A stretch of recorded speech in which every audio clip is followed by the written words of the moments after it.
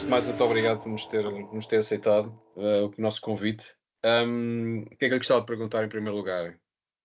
Primeiro balanço destes primeiras semanas, já há mês, não é? Mais do que mês, aí no, São aí no Flamengo. 48 dias, 49 dias. Ah, que balanço primeiro balanço é que faz? Antes de mais, obrigado pelo convite para falar para a bola. E o balanço que eu faço não podia ser de outra maneira, é um balanço super positivo. Duas competições que podíamos ter ganho, ganhámos as duas competições, e não sendo esse o objetivo principal, ou seja, não é uma coisa que nós quiséssemos assim com todo o, o ênfase,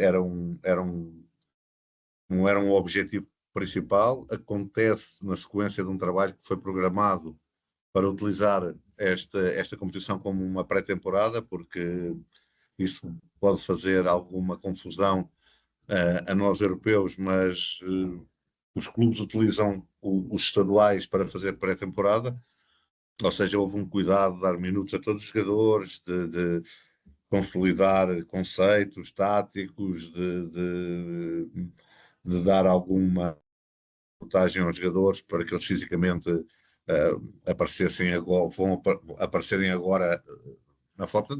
É utilizado, o estadual é utilizado como uma pré-temporada. O bom, ganhamos, que dá tranquilidade, e a qualidade de futebol que estamos a apresentar, que é realmente de alto nível e se calhar pouco vista aqui no Brasil. Portanto, o balanço é super positivo. Uhum. E a nível de realidade, questão cultural, questão desportiva, condições, etc, etc, também primeiras impressões.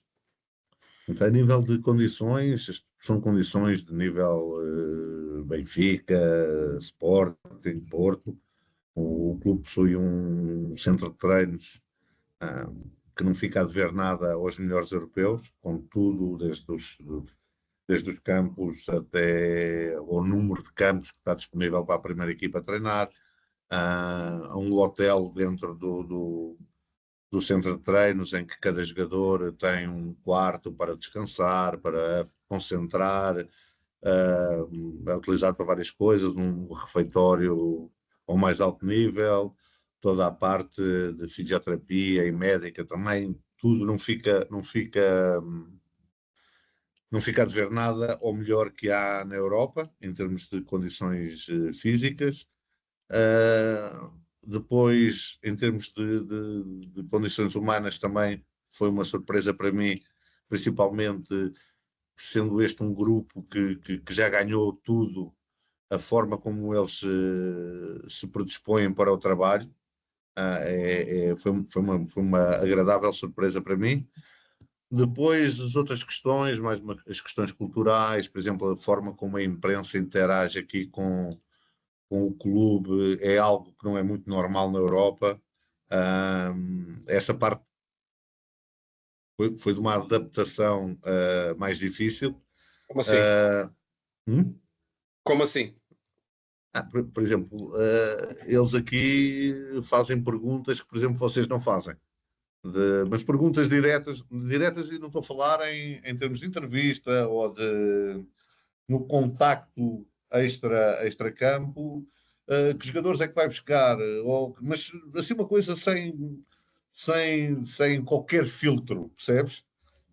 Nem sequer um filtro de tentar dar a volta para chegar a algum nome, não, não, assim uma coisa mesmo muito, muito direta, que eu não estava habituado, não é? Ahm, Principalmente porque são muitos, não é? São muitos meios de comunicação, e eles começam a falar contigo como se te conhecessem há 20 anos, e logo muito diretos nas questões, mas que jogador é que vai buscar, e este está próximo, e o outro, o que é que falta para fechar, assim, coisas muito... Bom, para dizer também um elogio aos jornalistas na Europa, são mais subtis na forma de te retirar a informação. Ah, Depois, realmente, o Flamengo é um clube com uma dimensão Esta, para vocês entenderem, é um Benfica multiplicado por 40, não é?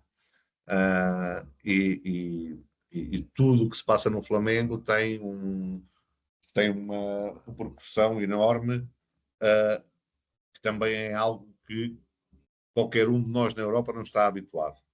Por um maior clube, eu trabalhei no Benfica, que é um dos maiores clubes da Europa, mas mesmo que fosse Real Madrid ou Barcelona, a repercussão, a dimensão do Flamengo não tem.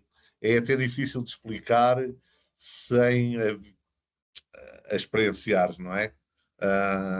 Dar-te um exemplo, nós vamos jogar jogos do estadual a Brasília e são centenas e centenas de pessoas à espera do autocarro no aeroporto, depois mais centenas e centenas de pessoas à espera do autocarro no hotel.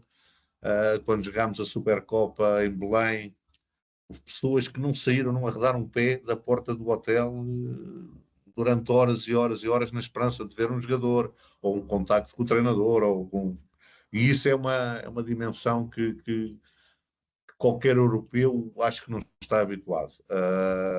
Que tem o lado bom de te sentires realmente num clube que tem um poder enorme, não é? Um poder popular enorme, mas que depois também tem a outra face da moeda quando as coisas não correm bem, o que felizmente até agora ainda não aconteceu. Foi isso que levou a aceitar a ir para aí? Ou foi algo mais? Não, eu tinha, por várias vezes já disse isso em algumas entrevistas que dei, eu sempre fui um apaixonado pelo futebol brasileiro e depois dos meus 4 anos de Shakhtar fizeram-me conhecer a realidade do futebol brasileiro muito a fundo e sempre achei que poderia agregar alguma coisa ao futebol brasileiro, que tem coisas muito boas, mas tem outras que ainda não estão ao nível daquilo que nós fazemos na Europa.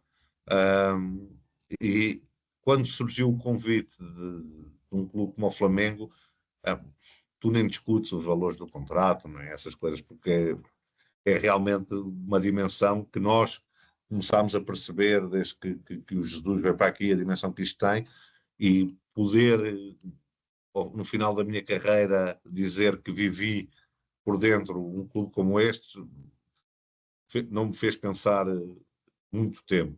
Para além do projeto que me foi, que é um projeto sólido, um projeto de consolidação, de uma profissionalização do clube em todas as áreas, e isso também me pesou, como é óbvio, mas o Flamengo, o nome Flamengo, faz com que tu não tenhas muitas dúvidas em aceitar. Há pouco dizia dessas diferenças que apesar de tudo que existem também com o padrão europeu, hum, o que é que já o levou a adaptar-se a essas mesmas diferenças e o que é que também que já implementou, da sua experiência na Europa? Uh, eu tenho essa característica, até por conhecer de diferentes realidades, mesmo dentro da Europa, não é? A Ucrânia não é a mesma coisa que a Grécia, ou a Grécia não é a mesma coisa que Portugal, e, e nós temos sempre também que nos adaptar a coisas que são culturais e que o mudar essas coisas cria mais problemas do que soluções e vantagens.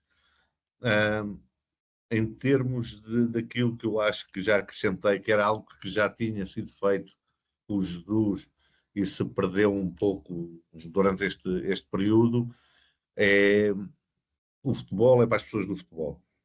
O futebol é para as pessoas do futebol. Aqui dentro do centro de treinos só entram pessoas que realmente são necessárias estarem aqui, não há aqui mais ninguém. E isso era algo que aconteceu com o Jesus, mas que se perdeu nesse período até à minha chegada. Eu vi que o José quando chegou aí falou nisso, mas eram pessoas que eram convidados de mais de Era jogadores, de mídias desde ou o quê? diretores, pronto, a parte estatutária do clube também é muito diferente do que é em Portugal ou na Europa, não é? O clube tem muitos vice-presidentes, muitos diretores, E toda a gente, como é óbvio, o futebol é aquilo que move as pessoas, gostava de estar envolvida. Por exemplo, diziam que era comum durante o intervalo dos jogos aparecer vice-presidentes que nada tinham a ver com o futebol, estarem ali também envolvidos naquela dinâmica do intervalo, ou do pós-jogo, ou do antes do jogo, Portanto, ou conviviam com via. os jogadores no intervalo, é isso? Exatamente, viajavam 30, 40 pessoas com a equipa que nada tinham a ver com a equipa, porque depois é o primo, o filho, a família, toda a gente ia ali com coisa que para nós não faz muito sentido, porque estamos habituados na Europa que as equipas de futebol profissionais sejam muito fechadas. Uh, e pronto, essas foram medidas que foram implementadas logo desde o início, porque sabes que estas coisas não há compromisso, tem que ser desde o início. Uh, e conseguimos, tenho o apoio do presidente para tomar essas decisões.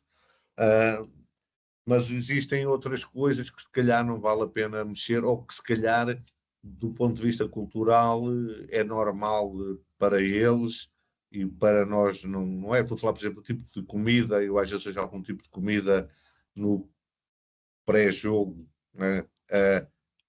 Que não é normal tu teres na Europa, mas aqui é normal, ou seja, se tu retirares aquilo, tu tens mais problemas do que ganhos, não é? Ou seja, aqui o feijão com arroz, se calhar, não seria permitido, e aí. Exatamente, aqui o feijão com arroz é diário. Na Europa, se colocasses feijão com arroz num pré-jogo, ninguém comeria, nem ninguém se lembraria de colocar isso no. Mas há aqui uma coisa também muito boa, que é eu tenho uma boa interação com o Filipe Luís, que me explica também essa parte cultural, não é? Ele que teve a sua carreira quase toda na Europa e depois também aquilo que é cultural e que se calhar não vale a pena mexermos, ele apoia-me muito nisso também. Hum. E o que é que já fez a nível de transformação, além, portanto, além dessas medidas mais imediatas, não é? Eu, pelo que eu percebi, levam tem como objetivo também transformar muito a parte da estrutural, aliás, mais do que a parte estrutural, é a parte da formação do clube.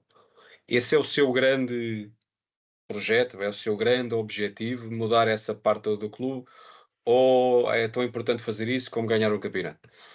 Não, é mais importante até ganhar o campeonato, não é? Porque se não ganhar o campeonato, a outra parte não se consegue fazer. Exato. A dimensão do Flamengo não te permite falar em projetos de longo prazo, não. As coisas têm que ser construídas em paralelo, não é? E depois não fazem sentido ou até nem te dão margem se o clube não preencher as expectativas daquilo, dos adeptos, que é ganhar. O Flamengo, quando entra, tem que ser para ganhar. Mas, voltando àquilo que tu disseste, eu acho que a minha primeira ideia e a minha primeira medida era não estragar o que estava bem feito. Tudo aquilo que estava bem feito, não mexer, identificar o que estava bem feito, identificar algumas coisas que poderiam ser mudadas sem grandes revoluções, uh, para que a equipa principal, a equipa profissional, tivesse capacidade de lutar pelos seus objetivos, porque são esses objetivos que nos vão permitir depois fazer outro tipo de mudanças mais abaixo, não é? Essas mudanças já estão a acontecer na base. Para te ser honesto, ainda não da forma como eu quero, mas é muito por culpa minha, porque com a janela aberta, com a sucessão de jogos, ainda não consegui ter o tempo que eu preciso para estruturar a parte da formação melhor. Eles aqui chamam base, essa parte vai ser estruturada de uma forma melhor. Já houve alguma reestruturação, mas ainda não está como eu quero, mas isso por culpa minha, por falta de tempo para tomar decisões que sejam as decisões mais corretas e que sirvam os objetivos do clube. Há uma coisa interessante que eu vi que disse que quando isso estiver mais implementado, que tem a ver com a própria forma como se forma os jogadores. E que no Brasil se tinha que o Brasil, ou seja, antigamente os clubes europeus iam buscar os jogadores brasileiros e que depois que os tinham que formatar e que agora começa a acontecer ao contrário, eles já vão demasiado formatados e já diz que eles deviam voltar um bocado às origens. Explique-me melhor essa sua ideia. Não, a ideia que eu tenho, e até porque eu tive do outro lado, não é? Do lado que vinha buscar jogadores ao Brasil, ou seja, nós nunca viemos ao Brasil buscar jogadores que fossem fortes fisicamente, intensos, não, vinhamos buscar talento, técnica, capacidade de desequilíbrio, e aquilo que eu penso, e também falando com muita gente ligada à formação aqui no Brasil, criou-se a ideia que o europeu queria um jogador mais evoluído do ponto de vista físico ou tático, então começou-se a apostar num tipo de jogadores e a perder-se outro tipo de jogadores que realmente eram esses jogadores que se vinha buscar ao Brasil, não é? Um jogador diferenciado, um jogador intuitivo, e isso perdeu-se um pouco, na minha visão, perde-se um pouco por essa ideia de que era preciso formar jogadores à imagem da Europa. E isso para mim é uma mentira enorme, porque a Europa sempre veio buscar foi jogadores diferenciados, porque se vier buscar jogadores que sejam só fortes fisicamente, intensos, nós podemos ir à Noruega e comprá-los bem mais baratos do que aqui, não é? Ah, e eu acho que isso foi algo que se perdeu aqui no Brasil, ou que se está a perder, nunca se vai perder completamente, porque isto é um país enorme e que continua a ter uma componente de futebol de rua ainda muito grande, mas aquela coisa de que na Europa eles gostam dos jogadores assim, não é mentira. Não, na Europa, o que a gente vinha buscar ao Brasil era aquilo que eles faziam, não é? E não aquilo que a ideia que eles tinham que o europeu queria. Eu acho que com isso se perdeu um pouco da essência do futebol brasileiro, eh,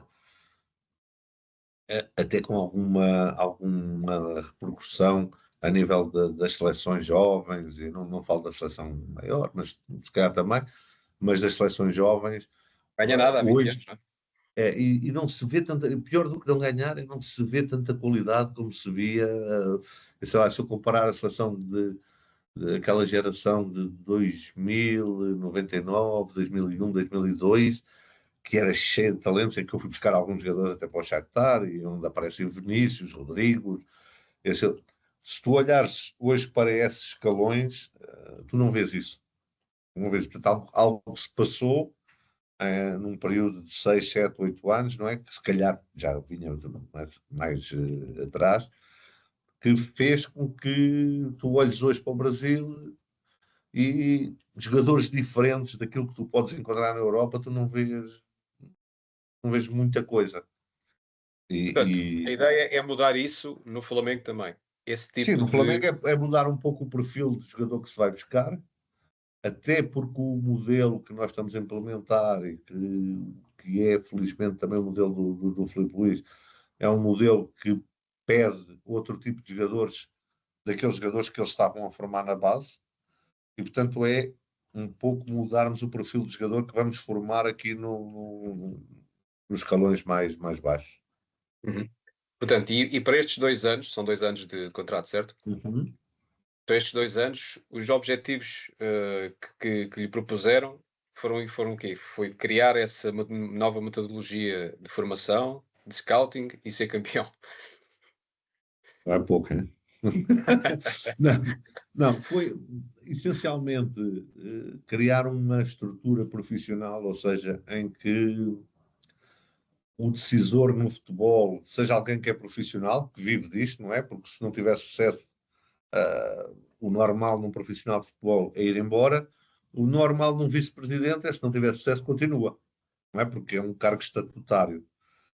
Um, E a grande ideia era ter alguém profissional que comande o futebol do clube e que seja responsável por todas as decisões que envolvem o futebol, que é algo que é quase único no Brasil.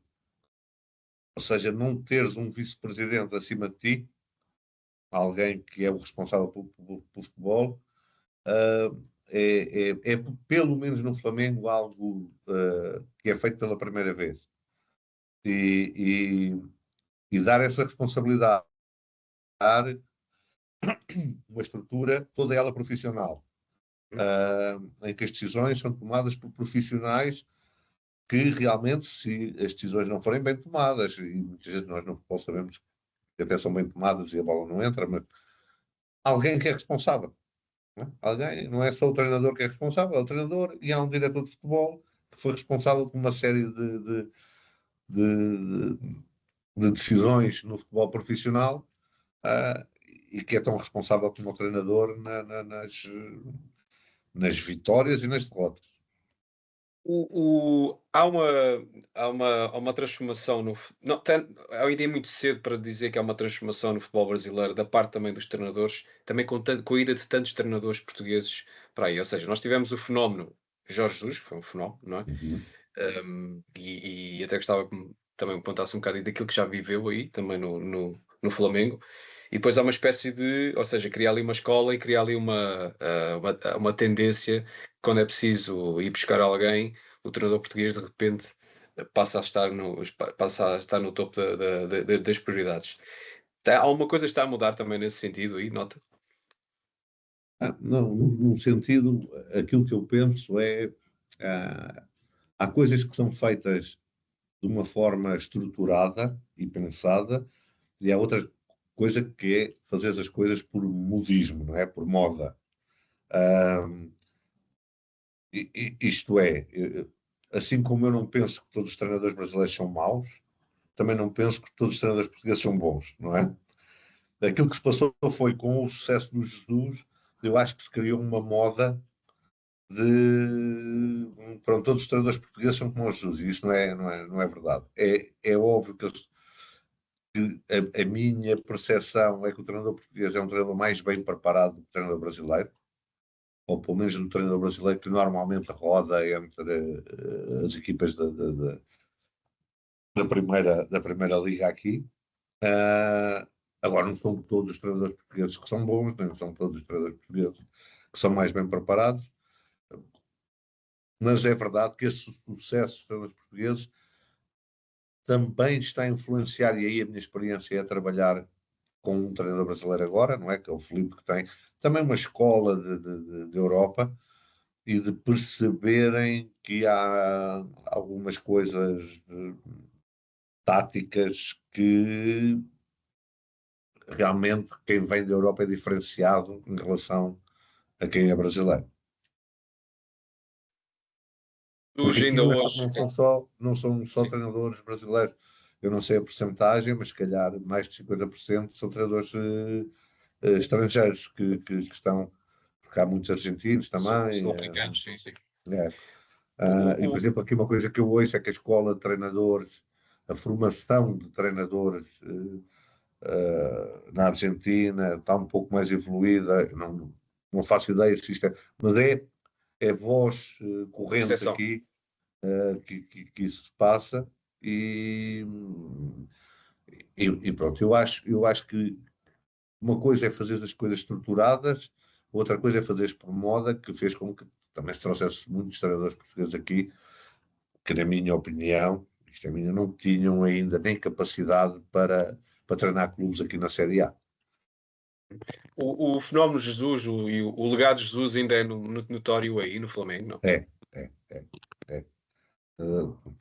Até porque eu sou português, não é? Porque também trabalhei com ele, uh, mas o Jesus foi realmente aqui eu diria, no curto período que ele teve aqui, um deus. Pelo que ele ganhou, até pela forma. Depois de. Mas realmente foi um é um fenómeno de popularidade, das pessoas gostarem muito, mesmo muito dele, que tem, na minha perspectiva, tem a ver, como é óbvio, com os resultados que ele conseguiu, um futebol também atrativo, que aqui no Flamengo não basta ganhar, é preciso ganhar, dominar, é preciso ter um futebol atrativo. Ele uniu essas coisas e depois a personagem também que todos nós conhecemos daquilo que é Jesus, não é? Daquilo que é a sua personagem. Acho que ao contrário do que muitas vezes acontecia em Portugal, das pessoas terem algumas reticências à forma de ser do Jorge Jesus, aqui essa forma de estar do Jorge Jesus foi para lá partilhada pelos torcedores, pelas pessoas todas, porque achavam uma forma, era realmente uma forma diferente de comunicar, de atuar, e ele realmente tem aqui um lastro e um, um cartão de visita aqui que não tem, por exemplo, em Portugal. Já uma vez, tendo em conta que o Filipe Luís disse que o Jesus e o Simeone foram os treinadores que mais o marcaram, já uma vez vocês os três estiveram numa videochamada a falar entre os três, não? Até em Portugal, quando o Filipe esteve comigo em Sim. Portugal, fizemos uma videochamada para o Jorge Jesus e tivemos um bom tempo a conversar. Há também agora uma tendência, não sei se é para continuar ou não, começam os jogadores portugueses também começam a ir para o Brasil e não são jogadores só de fim de carreira. Acha que isso é uma coisa para continuar, não? Tem pés para andar? Eu acho que sim, porque a qualidade da liga aqui, a todos os aspectos, é muito grande. Eu lembro-me de há uns anos atrás que o Jesus disse que aqui a liga poderia ser mais, ou era mais competitiva e mais atraente do que a Premier League, e que foi gozado por toda a gente. Eu não chegaria a tanto, mas não sei se há na Europa ou no mundo uma liga tão competitiva como a brasileira, onde ainda não começou brasileiro e existem 6, 7, 8 clubes com pretensões a ganharem o título. Isso, isso faz com que a liga seja muito competitiva. Hoje em dia também os valores que se pagam aqui são bastante interessantes e capazes de cativar jogadores da Europa, principalmente em ligas menores ou de menor dimensão financeira, como é o caso também da Liga Portuguesa, tirando os três grandes. Ou Portanto, seja, é capaz de ser uma tendência para continuar. mais facilmente poderá haver um jogador português dos seus 25 anos que provavelmente pode optar por um clube ou de média dimensão, ou até de uns daqueles 6, 7 que lutam pelo título, do que, por exemplo, ir para um clube de média dimensão de França ou então de campeonatos ainda mais periféricos. Ou seja, onde é que se situa Eu esta penso medida? que para as 5 grandes ligas, não diria, não é? Porque, sei lá, estou a pensar, porque conheço também a mentalidade do jogador português. Se for para um clube das cinco grandes da Europa, não sei se viria para o Brasil, por isso. Agora, entre, sei lá, jogares num Estrasburgo e jogares no Flamengo, eu acho que o jogador português escolheria o Flamengo. Então agora deixe-me armar em jornalista brasileiro e perguntar diretamente. Ela contratava algum português agora? Não? Até contratava alguns, mas esses são aqueles que ainda não vêm para aqui. São aqueles que já Mas, estão no Benfica, no Sporting, no Porto, ainda não têm. Ou seja, a Liga Brasileira não tem essa capacidade de penetração nos três grandes portugueses. Mas o facto de terem regressado também alguns jogadores brasileiros de super nomeada à Liga, aqui no Flamengo, o Danilo, o Neymar no Santos, o Coutinho está no Vasco. Isso também faz, porque esses jogadores tiveram toda a sua carreira na Europa, também faz com que haja referências, sei lá, se tu falares com um jogador europeu que jogou com o Danilo, vai-lhe perguntar como é que é jogar no Flamengo, como é que são as condições, como é que é, e isso vai trazer, está aqui também o Depay, não é? No Corinthians, eu acho que isso vai atrair mais jogadores europeus para a Liga aqui no Brasil. Uhum.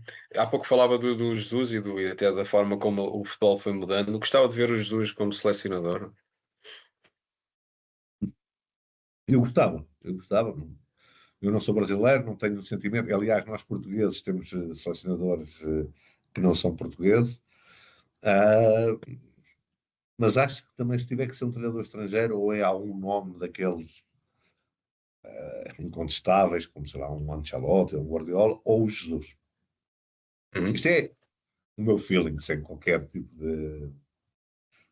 Ainda pegando nisso, e há pouco quando falávamos da competitividade do campeonato brasileiro, uh, um campeão brasileiro era campeão em Portugal?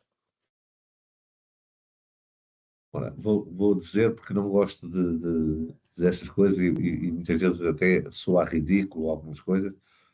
Diria que, por exemplo, este Flamengo lutava pelo título em Portugal. Este que está a construir. Este Flamengo, que até não é construído por mim, a maior parte dele, mas este Flamengo onde eu estou hoje lutava pelo título em Portugal. Um Com este treinador, Palmeiras do com Abel este, também? Um o Palmeiras do Palmeiras do Abel? Abel também, de uma forma diferente, tinha que se adaptar a jogar em relvas naturais. Mas eu acho que estas duas, três equipas lutariam pelo título em Portugal, lutariam em outros países, não andariam, até porque depois há uma questão de ritmo de jogo e isso que depois tu ganhas quando jogas na Europa, não é? Mas lutariam pelos primeiros lugares em muitas das ligas europeias. E o vice-versa também. Um Benfica, Sim, um sim, Benfica, um sim, sim. Sporting lutava, Isso é lutava para ser uma campeão. ideia que muitas vezes até aqui a mídia não tem, de achar que o Benfica, ou não sei o quê, o Benfica, um Porto, não digo estes agora, não, mas o melhor Benfica, o melhor Sporting, o melhor Porto lutariam aqui pelo título, isso eu não tenho dúvidas nenhuma. Para acabar, já não vou tomar muito mais tempo. O que é que esta experiência, o que é que espera que lhe dê também, ao fim e ao cabo, porque tendo em conta que já trabalhou na Europa e de facto em realidades diferentes, trabalhar na Ucrânia, naquela realidade um bocado distópica, não é? No Shakhtar, naquela, e já ter provado tantas culturas, leva-o a que depois que projeta alguma coisa no seu futuro, um dia de voltar à Europa, ou é daquelas coisas que até gostava de continuar por aí se o projeto se lhe desse gozo mesmo? E está a dar, obviamente. Não, não, o projeto está a dar muito uso, felizmente, ou nós estamos num momento bom, acho que esse momento vai continuar pelo resto do ano.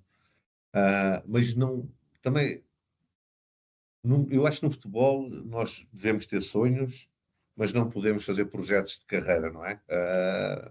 Se calhar quando eu estava no Benfica achava que nunca ia sair do Benfica na minha vida, porque tinha chegado ao maior clube português, a um clube que eu gostava, não é só profissionalmente, mas até afetivamente. E nos últimos 8 anos tenho rodado aí a Europa e o mundo. Uh, mas por uma questão também de idade, para não pareça, já tenho quase 60 anos. Esse agora, uh, acho que gostaria de estar aqui um tempo e de viver aqui talvez os momentos mais altos da minha carreira, porque não que seja mais importante ganhar no Brasil do que ganhar com o Benfica em Portugal, mas de certeza que vai ter outro sabor e outra dimensão. E depois voltar a Portugal, mas num registro mais, ou seja, sem tanta pressão, sem tanto. Isto digo eu agora, daqui a 2 anos, não sei, não é? porque nós assistimos uma diferença na sua carreira, porque houve uma altura que teve muito na sombra, porque estar a dirigir um departamento de scouting é estar na sombra, e de repente passa a ter uma exposição. E já percebi que se adaptou muito bem a isso, não é? Isso não é indiscutível, mas o que é que lhe dá mais gozo? É esta parte mais exposta, mas também com muito mais responsabilidade? Acho que são coisas diferentes, não é? Acho que alguma da exposição que eu tive foi pelo facto do trabalho que foi feito no scouting do Benfica, não é?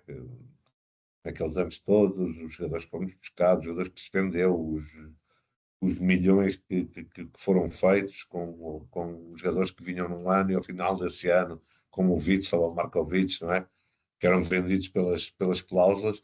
Isso despertou alguma curiosidade e eu era o rosto mais visível de todo o departamento e isso deu-me alguma projeção que foi ótima para a minha carreira e que fez com que começasse a habituar a estar um bocadinho mais exposto, não é? Depois a E já evolução agora, natural. já agora um parênteses, sente que deixou uma Isso. marca mesmo no Benfica, nesse aspecto? Não, acho Só um que não diria uma marca, mas fui o rosto visível de algo que se faz muito bem em Portugal, que é o scouting. E assim, eu acho que antes de mim trabalhar no estrangeiro, a um nível bom, no scouting, não havia muita gente, e se tu vires hoje há muito português a trabalhar em scouting, e eu não estou a dizer que fui o Pedro Alves Cabral disso, porque não fui, mas tive alguma cota parte na exposição que era feita daquilo que era o trabalho de scouting feito no Benfica e até no Porto. Não é? O Benfica e o Porto vendiam jogadores todos os anos e por valores astronómicos e para os melhores clubes do mundo. Ah, e isso ajudou-me imenso naquilo que depois foi o resto da minha carreira, como é óbvio. Uhum. Notou-se muito, esses tempos parecem um pouco diferentes agora, mesmo aqui na Europa, porque parece haver uma menor qualidade, eh, no geral, nos plantéis comparado com o que era há 10 anos. Isso é uma coisa que o próprio Jorge Jesus já disse. Atribuiu isso a quê? Atribui isso, na minha opinião, em nós, Portugal, por exemplo, o Benfica, o Porto, éramos talvez os únicos que trazíamos jogadores da América do Sul e depois havia esta capacidade de nós revendermos esses jogadores com qualidade enorme.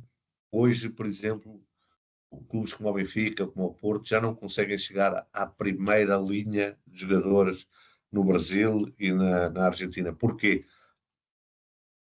Pela visibilidade que houve e pelo dinheiro que depois os clubes ingleses, italianos, espanhóis tinham que pagar aos clubes portugueses, porque éramos nós que monopolizávamos o mercado aqui na América do Sul, praticamente. Os clubes começaram a vir direto à fonte. Às vezes o Real Madrid que compra jovens de 18, 19 anos aqui. No tempo em que eu estava no Benfica, isso não se passava. Ninguém vinha aqui comprar um jovem de 18, 19, 20 anos. Isso eram os clubes portugueses que faziam, principalmente os clubes grandes. E como é óbvio, isso fazia com que o Benfica e o Porto tivessem plantéis de imensa qualidade que hoje tu não consegues fazer isso. Não consegues porque aparece aqui, ou na Argentina, ou na Colômbia, aquele primeiro patamar de jogadores, aqueles clubes da Premier League, da França, isso já são eles que os vêm buscar diretamente aqui. E Portanto, a solução é inflacionaram o escrever mercado. máximo. Inflacionaram o mercado, como é óbvio. Enquanto tu compravas, no meu tempo de Benfica, nós não comprávamos jogadores por mais de 10 milhões de euros. Nem nada que se parecesse. Hoje, tu mesmo para um segundo patamar de jogadores, tu já estamos a falar de uma realidade de 15, 20 milhões, e se quiseres chegar ao primeiro patamar, tu tens que começar a disponibilizar acima de 30, 40 milhões. E isso, como é óbvio, para os clubes portugueses é completamente impensável. Não? E isso tem muito a ver com isso. Os clubes europeus, principalmente os clubes europeus com muito dinheiro, começaram a investir também no scouting e a virem aqui diretamente à fonte e não deixar esse primeiro patamar de jogadores para os clubes portugueses que depois faziam um negócio enorme com isso. Exatamente. Ok, Zé, muito obrigado pelo seu tempo. Nada. Gostei muito.